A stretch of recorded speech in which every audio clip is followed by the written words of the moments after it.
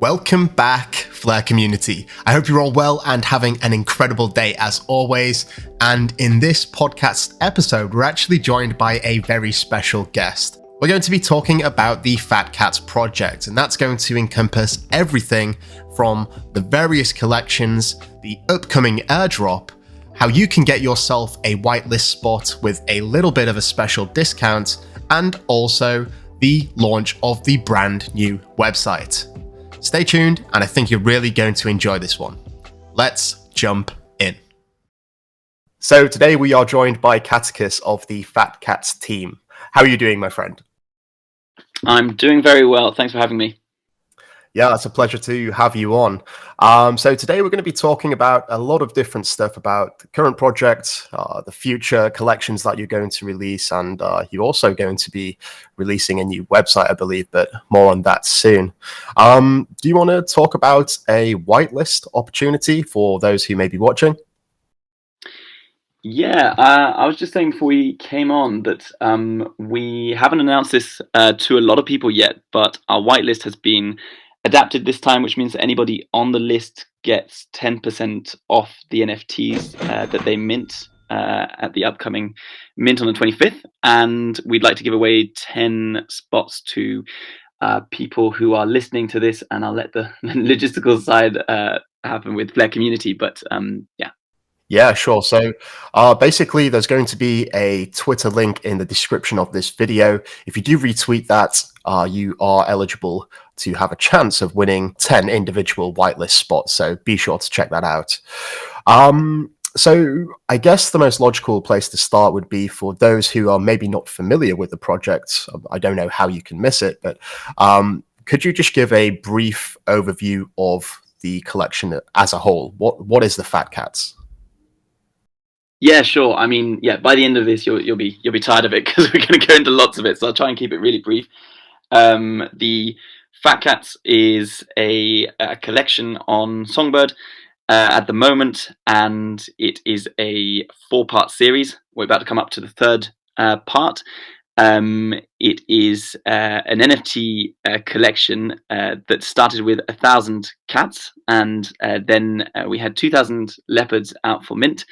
And now we've got 3,000 tigers coming up, and we're going to finish off with some kittens at the end. And essentially, all of these NFTs, when you put them together, you have a membership. So starting from the kittens and going upwards, and you will belong to the Fat Cat Club, which will give you benefits within the Catalyst, which is the business that we're building in the background at the moment, which I'll go more into when we're talking about the website and the other aspects.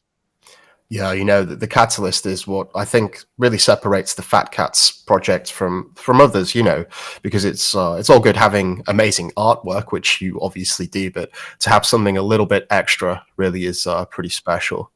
So the Fat Cats project, it's actually one of the most successful NFT launches on the Songbird network. I guess that's in terms of return for those who initially minted, and the prices that we're seeing now, not just for Fat Cats, but for the fat leopards too, and hopefully the fat tigers in the near future.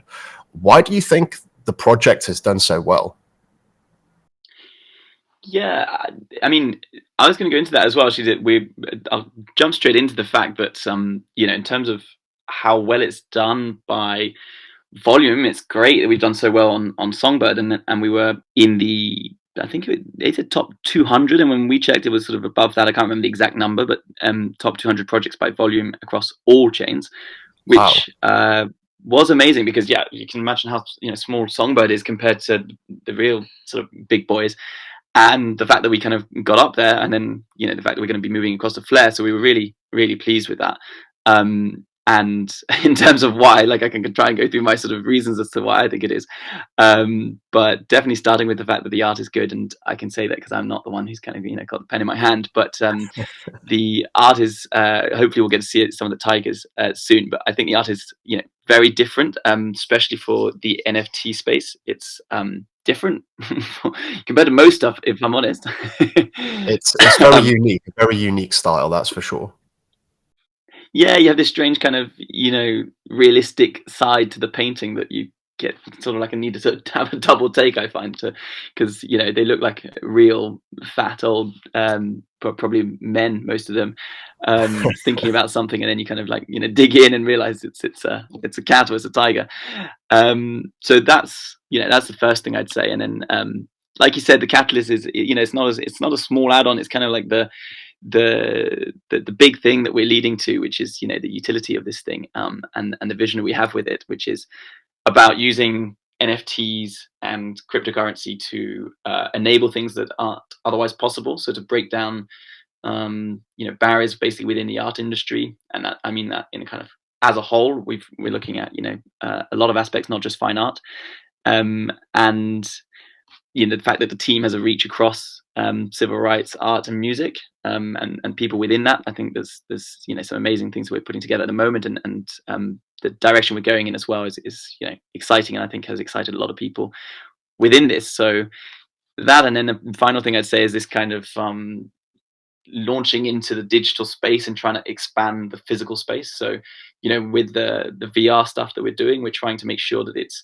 an extension of your real life. So if it's the house that we're doing for the Malcolm X house, it already exists in real life, and we're extending it. So you could go physically, but you could also go within this sort of metaverse that's being created, and trying to get that element of human connection throughout the whole kind of project is what we're aiming to do.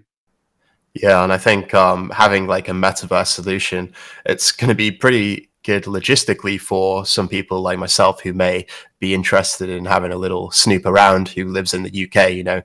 Getting a flight over to the US, could be pretty expensive, but when you can just put on a VR headset and have a look around in the comfort of your own home, it's pretty good. Yeah, exactly, and then bringing in those elements that you couldn't necessarily before, where and we'll go more into this a bit later, but where you can look around and you're the one who's choosing, rather than if it was a documentary, say, you're the one who's choosing when and what to look at, and what you're interested in, and then bringing that sort of other layers of then being able to interact with people. And then the fact that it's not just people, it may be some pretty exceptional people, and you might have sort of questions that otherwise it might be harder to ask, for example. So those elements, and like you said as well, there's the fact that you obviously, the structure of the thing. So you get your airdrops, every time someone mints, they get the subsequent one airdrop to them. So if you get a tiger, for example, you get a kitten worth $150, and that's at the mint price, and obviously with the floor price, it's gone up every time. It's looking good. And then we've had the CEO of Flair, who was proud to have minted his, and bought the top one, and then we've got 888 himself that snuck in sort of more recently, actually, and went and bought one as well, which and he's been known to kind of find those kind of special projects that go up in the NFT space. So we were pretty pleased when he dropped us a note to say that he says, he put it, I think he said he's done something, he's done a thing, and then he showed us which one he'd bought, and that was I think the second highest sale or something. Yeah, nice. And if I'm not mistaken, Hugo actually had one of the fat cats as his profile picture for a while. Yeah, I mean his own. He Yeah, did. yeah. He had the fat cat for ages, and some other kind of lesser known flair people, but equally important. Had to see CTO, and then a bunch of them. I think I counted quite a few that had their cats Yeah, on show. yeah. I'll see if I can get them to get the tigers back up there or something, depending on what they get airdropped, if they're worth it. Yeah, maybe they'll be lucky. But yeah, you recently launched a signal provider for the FTSO, right? I know it's sort of going under the radar now. I think in your recent AMA, you was talking about trying to refine the algorithm prior to really getting it out there. Is this going to have any, I guess, special functionality for holders? Yeah, so under the radar, you're right in the sense that it is under the radar. So in other words, it's there, but it's going to be, I guess, publicized when we've got it to a point where we want, where we feel it's ready for people to delegate in its own right, basically. Yeah. So that's being, tweaked right now by Jiggles, and we're working stuff out, but it's there, it's live, and it's it's providing the data. The kind of special thing that we're doing with it at its core is trying to provide a community focused piece of tech, basically. So it's about giving back. So obviously you've got your rewards for your delegation, as you would when you delegate to any FTSO provider. Yep. But it's about the fact that we can kind of put our expertise and technical knowledge, or rather what Jiggles is leading, and as we achieve more, that we make sure we're proportionally giving back to all the people who are making it possible and to the community. And so that means the holders basically directly. So we're trying something quite different with that, which I think is pretty special. And for those who aren't too sure what I mean, I'm talking about the rewards that the FTSO gets completely separately from the ones that you would get as a delegator. So the fees, on right? top Like of what, the service fees, right? yeah, well, actually, yeah, exactly. And there is also an amount of well, this will be FLR. It'll be both. It'll be Songbird and NFLR. That is given to you, or delegated rather, by Flare itself. So you do also have a rather large amount of rewards for just running the signal provider, and that would normally go back to you as a signal provider, and that's also what we're giving back. So that's where the bulk of it would come from, is this extra delegated amount that comes from the Flare Foundation. So yeah, and that'll be in a kind of tiered system for members. So that should be pretty exciting. In terms of like the future kind of extra perks, I think so, but I don't want to go into that until we've got to the first step. So once we've done that bit, maybe it'll be another kind of podcast thing. But I'd love to be able to give more details on that later. Yeah, and I think this is one of the beautiful things about having an NFT project, but also running infrastructure in the terms of like a signal provider, in the sense that you have this freedom to really do something that is special and really customize it and have it fine-tuned to reward those who are holding the NFTs, right? I guess moving on, we did talk a little bit about it earlier. The Malcolm X partnership. What's going on with that? Where are you with it, and what can people expect from this Malcolm X metaverse that you're creating? Yeah, so we'll see how this fits in when we're on the website in terms of where it goes. But essentially, we are much further along with the kind of 3D design of the whole space, which is actually kicking off. Mainly, the big bulk of that is the house. So I won't go into it in too much detail for those who've heard already, but the house is essentially Malcolm X's ancestral home, which is a national heritage site in America, and it's quite a famous place in the sense that it's had famous people like the Kennedys and other people visit it. And we are recreating this, a replica of it, based on a 3D scan that was taken of the actual house, and we are adding in lots of personal artifacts from his life, and giving it that sort of depth to get an understanding of the character, and that people will be able to explore through virtual reality, as well as in 3D. And then in terms of the actual drop, which is going to charity, we've got artists from both an established artist background and some up and coming ones as well, putting together a collection basically.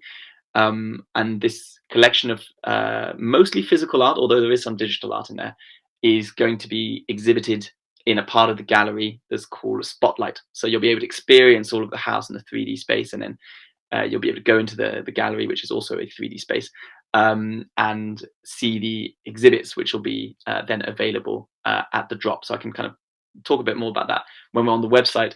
But essentially, we're going to be building up to that, and the actual VR version of the house is going to be kept under wraps, because we've been talking to some journalists and PR people about this, and they're very very excited about this. They've said that basically this is obviously much wider than crypto and much wider than NFTs alone.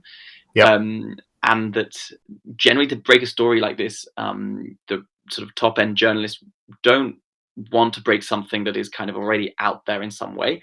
So we're keeping that, and the first people in a slightly undemocratic way who are going to visit this are going to be these journalists. So they're going to be allowed to walk through and experience it, and they're going to come out, they'll be able to write up their stories about it, because yeah, we think this has the potential to be a very, very big story about, civil rights and virtual reality kind of merging, and what's possible when you bring all these technologies together.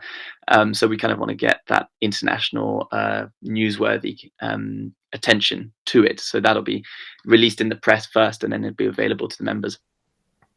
Yeah, well, I'm definitely looking forward to experiencing it myself. It seems like there's a lot of work that's been gone into it, and you have such famous partnerships. There's obviously Malcolm X, but do you have an idea of how many other collaborations you have, or do you have any plans on when to announce the next one that you may have? Yeah, so I mean, again, it's an interesting one where we kind of went through a bit of a learning almost with the talking to some serious you know news people basically about the fact that you the more you say, the less story you have for them to break. Yep. And so we have the second one. We're going to be going through, I think, almost like a monthly or maybe every 2 months, sort of big partnership that has time to build up, that has time to have an experience created that is virtual reality, and that has a lot of press around it. And so the second one we have lined up is from the music industry, and but this all slightly depends on sort of when the Malcolm X one goes ahead. So I would presume that we could start to see stuff about that in sort of November, is when we're more likely to be talking about that. And again, this one we may even find that we're talking about it, but without dropping the kind of names and the content, because that may go Yep. straight through to news instead, and then we'll find out through that, and then we'll be able to announce the details to the community. Yeah, that makes sense. That makes sense. So I guess the big thing that you wanted to maybe show on this podcast is the website. What do you think? Should we have a bit of a walkthrough? Yeah, let's go. Brilliant. So this is nice timing. Here's the catalyst coming up, and then we should be having other words turn up, which explains how this website has been divided into three parts, which are kind of the three core components of the catalyst. You might be a little disappointed to find that if you click this, it doesn't appear just yet. This will be before the Tigers drop, and I think hopefully in a few days' time you'll be able to get our video in there, which is definitely energetic. We spent quite a long time on it, and is quite different. I think again, like our NFTs, the video is different to most NFT projects' videos. So, but I'm pretty excited about it, and it's reflects the wackiness of parts of this space and the project. So then we got a big title, and you've kind of got the painterly kind of feel to it. Change the way we discover, experience, and invest in art. I won't go into all of the text, because I think that's will take forever otherwise. But you guys can discover this yourselves. But essentially, this part is about investment, so I'll dive straight into the kind of deeper side of it. So this graph you see here, we're actually going to give some more. We're going to update it soon and give you the kind of more detailed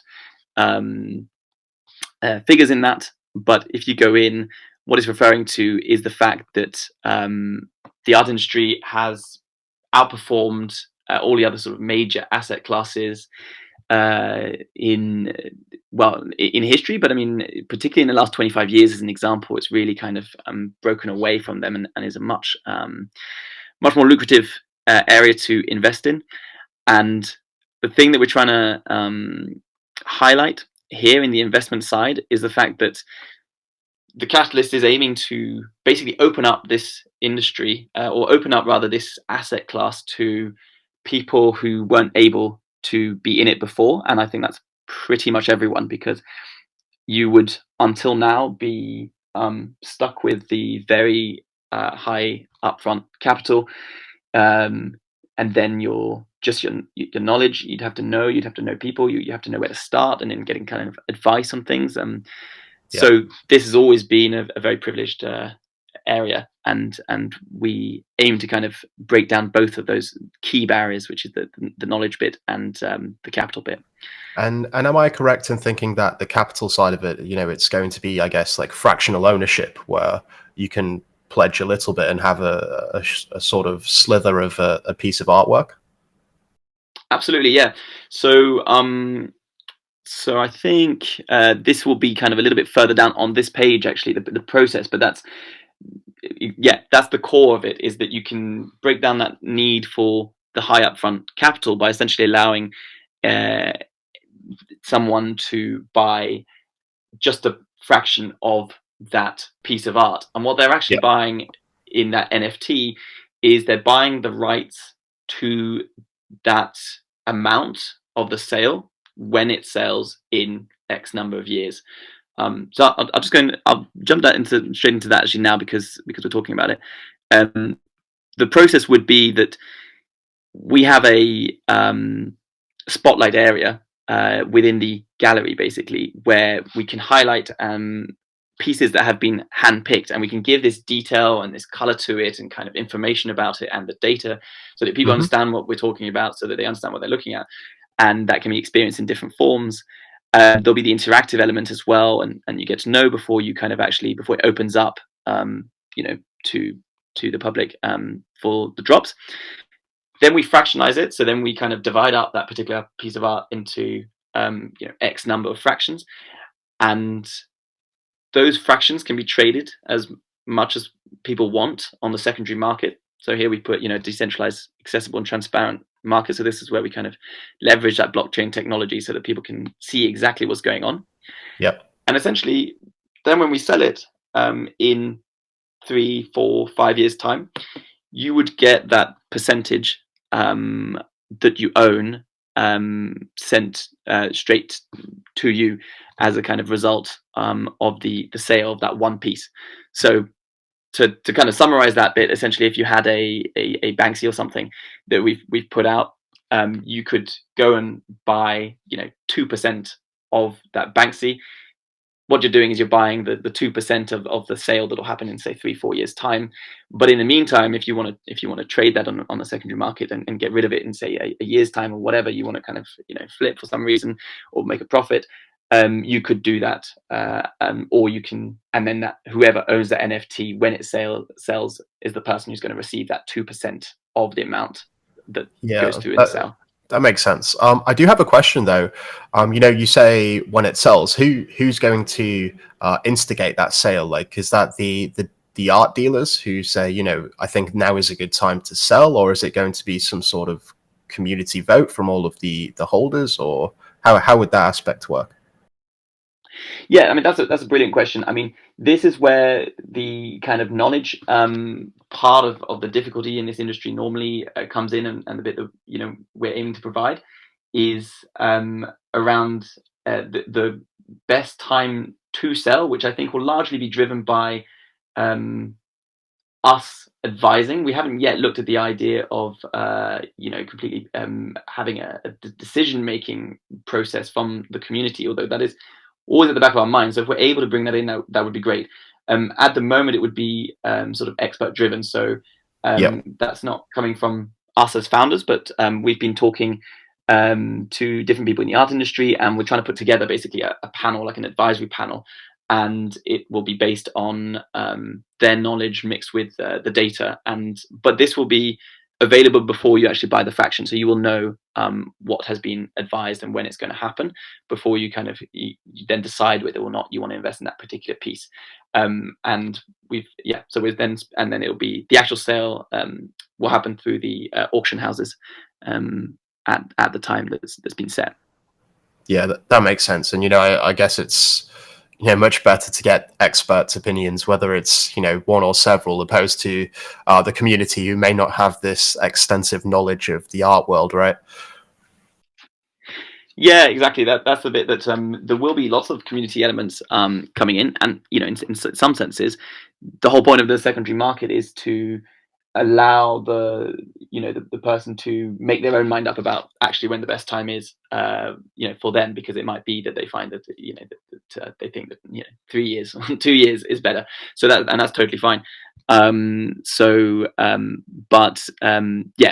being kind of getting a diverse a panel together so that we get that that kind of expert knowledge. Is exactly, not relying on just one person either, and making sure it's all completely transparent as well, which is why we're going to kind of put that up first.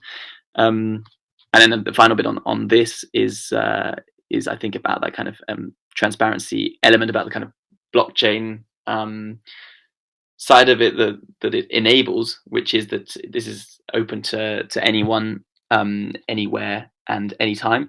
And I think that actually makes the Catalyst completely unique, which is because of its use of NFTs and because of its use of crypto. There are some examples of innovative companies that are doing cool stuff in these areas, but we haven't seen one that's actually using NFTs in crypto, and that makes a huge difference because a lot of are otherwise restricted based on the jurisdictions and the kind of fiat banking system that they're using, which means that it is usually closed to certain parts of the world, and to certain people. Yeah, and just as a quick reminder, to get access to this, for the people that are watching, you have to hold one of each of the NFTs, right? A fat cat, a fat leopard, a fat tiger, and a fat kitten. And I guess that, by its definition, means that only 1,000 as a maximum can get into the Catalyst, right? No. So it's those are tiers, which means that if you do hold all 4 of those and you're listening, then well done. That's great. That means you're a gold tier member. But essentially, anybody that holds a kitten is a standard member. So anybody that holds a kitten just by default is a member. If you hold any of the previous ones, in this case, for example, if you minted a tiger next Sunday, then you would hold a tiger and then you'd get airdropped a kitten. So if you hold those 2, you would be a bronze tier member. So you'd be like 1 level up. And generally, the overall benefits come to all members. So just having a kitten will make you a member and will mean you have access to the core benefits. Okay. But as you go in upper tiers, there will be elements that are tweaked, elements that are different. I mean, for example, the FTSO, you might get more rewards from the FTSO, for example. But there are those elements that change as you go up, and that's because the price is always the same, but it means you would have got in earlier, which is why we're rewarding you more. Yep, that makes sense. So that's the investment part. And it'd be cool when we add the other graph, because I think the data is pretty impressive in terms of how it compares to the other stuff that I think most of us are involved with in some ways, because maybe not everyone's involved with gold, but a lot of people know about it. Real estate tends to grab everyone because you've got to live somewhere. And then you've got those who do have investment portfolios and would know about how the market's performing, and will be able to compare it to contemporary art, and after seeing that, the fact that we're enabling that, I think is what's exciting. We've got a part on experience, which I think members will be pretty excited to see, and this also gives a bit more depth to how the gallery is going to essentially be laid out and feel. So this is a visualization of the core layout, which involves the main gallery in this kind of central part, and then you've got these partner rooms that come off it. So this is a 3D space, and you will be able to have pieces, so whether they're digital NFTs or whether they are digital pieces, but they are linked to a physical item being exhibited in the main gallery. And then you'll have the spotlight here, which is where we will be focusing on the key ones that month, or part of the particular kind of cause that we're rallying for. Like, for example, the Malcolm X, you will have pieces lined up as part of the spotlight. When people first enter, they will be coming into the lobby, which is kind of I put the beating heart here of the Catalyst. It's the bit you first arrive in, and the bit that will take you to all the different elements. And from there, you'll be able to go to either this, main gallery bit, basically, or you'll be able to go to actually the partner rooms or this VR experience. So the VR experience, we're going to be building more and more of them. And the first one is this Malcolm X house, where you'll be able to, discover the house and interact with people. That will always be, so this will be built out into something where you'll be able to walk through the previous experiences and kind of discover them and see what was going on. They'll also be able to hold talks or different kind of meetings and different kind of ways of people just connecting and coming around to a common kind of point of interest. You'll also be able to go to the partner rooms, which at the moment we're talking to 888 and Sparkles as being, having a partner room. And we're also looking at external galleries as well. So we're going to have a mix of kind of recognized, outside galleries in the world who'll be able to exhibit stuff in here. And then we'll have a mix of people that in this space recognize and kind of are much more NFT driven that'll link back to their projects. And that they'll be able to use to sort of dedicate, their best items here and showcase them in 3D and hopefully VR as well. And then the final bit, and then I'll stop for a breather, but the members room, which this will be again available to all members. So anyone holding one of these NFTs, and there's sort of much more description at the bottom of this page for people who scroll down about kind of what all these rooms do. But this is a very open, flexible space. It's community driven. The point is to interact. The point is to meet. The point is to turn it into whatever the community wants to turn it into. So I kind of see it as a thriving hub of interaction, which I'm quite excited to see how it'll grow, because we'll basically be there to just enable that growth and enable the kind of the direction in which the members want to take it. Yep.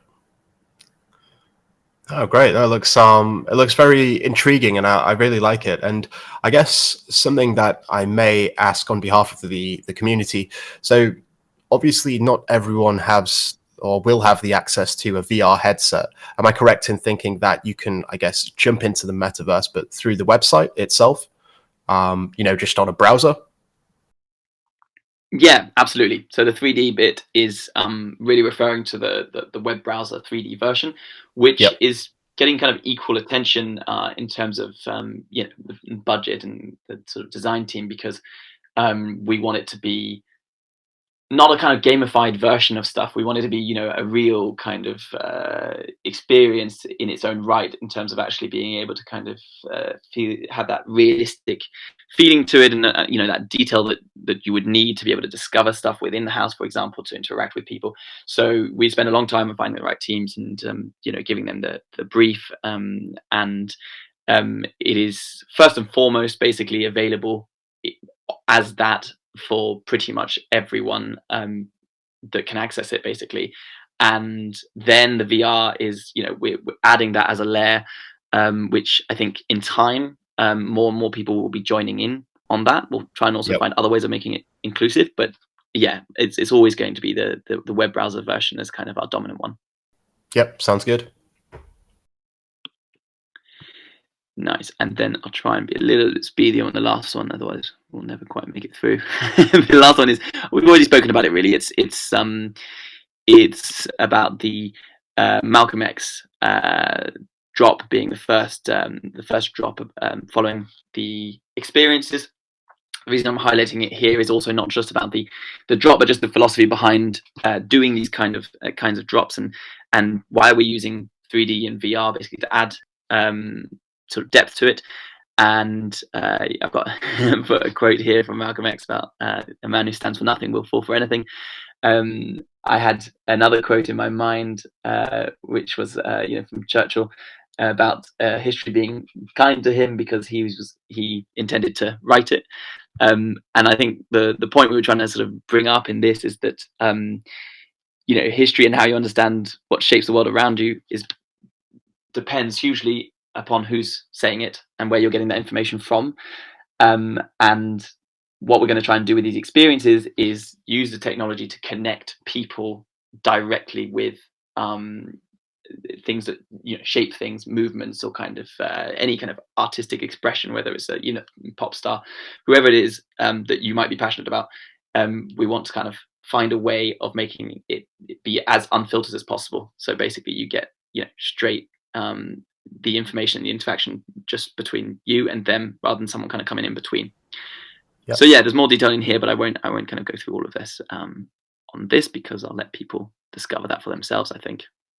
Yeah, I mean, so that's pretty much the website. It looks really great, actually, and I think there's a lot to digest in there, and I guess I'd recommend anyone to have a look themselves and dig a little bit deeper.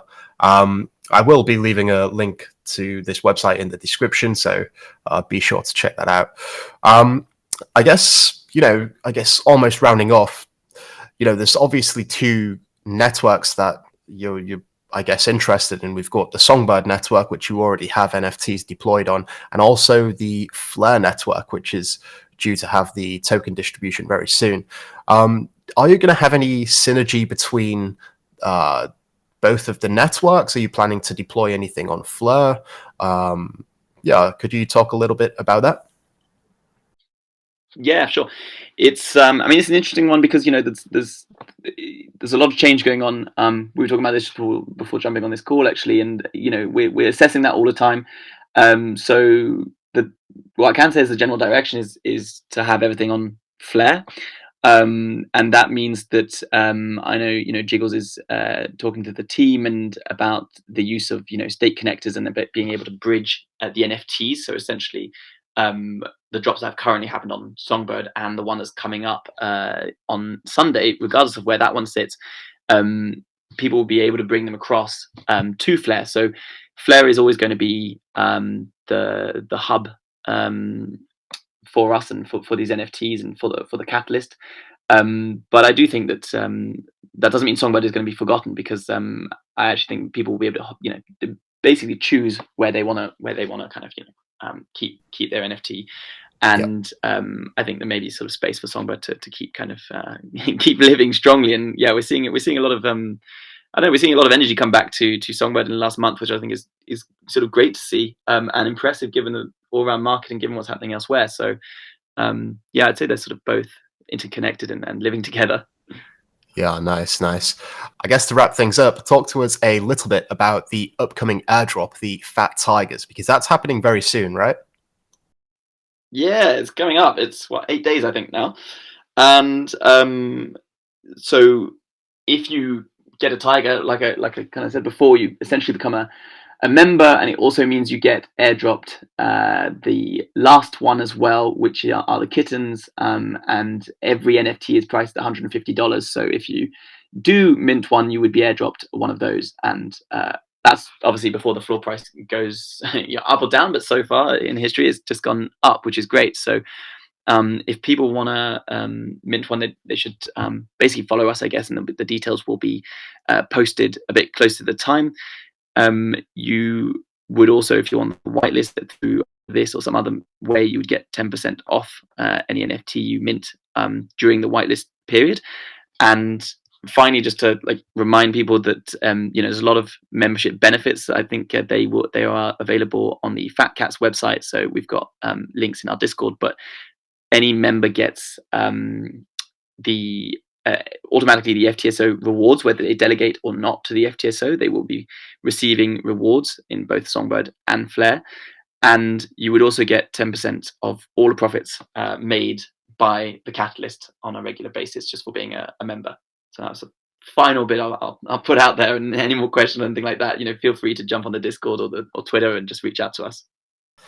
Yeah, no, that sounds incredible, and I'm really looking forward to it, because from the previews that I have seen of the Fat Tigers, they look almost a step up from the previous collection. And we was talking about this earlier before we started recording, but I noticed there's some, I guess, little hints or a little nod to the previous collections, which I really do think is a nice touch too. Yeah, it's got depending on which ones are being put out there at the moment. I think there's some that hint even in the canvases at the back of the one that Hugo bought and different ones like that. And I've noticed tigers are finding their way in the backgrounds and things. So there's a lot more depth to it. And yeah, we're excited because this, if we're this big on Songbird and then looking at Flare that's coming up, a very exciting time to be moving across when we do.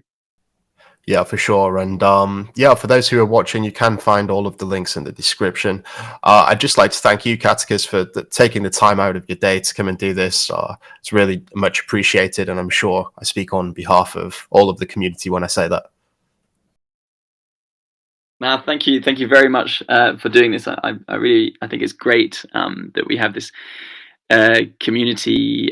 We have these sort of don't know about flag bearers or torch bearers like yourself, basically, that keep this community going and educate and shine a light on the stuff that's going on. I think it's really great. So thanks for having me on. No problem. Well, you have a great day, and we'll look forward to the upcoming airdrop. Cheers. Bye. So there we have it. I really do hope you enjoyed it. Lots of interesting information coming there. And yes, please look forward to the upcoming drop. And as I said before, there is all the links in the description below, including the way that you can get hold of some whitelist spots. Hope you all enjoyed the video, as I said. Please feel free to like and subscribe if you haven't already. And until next time, I'm out. Mission Control, we have liftoff.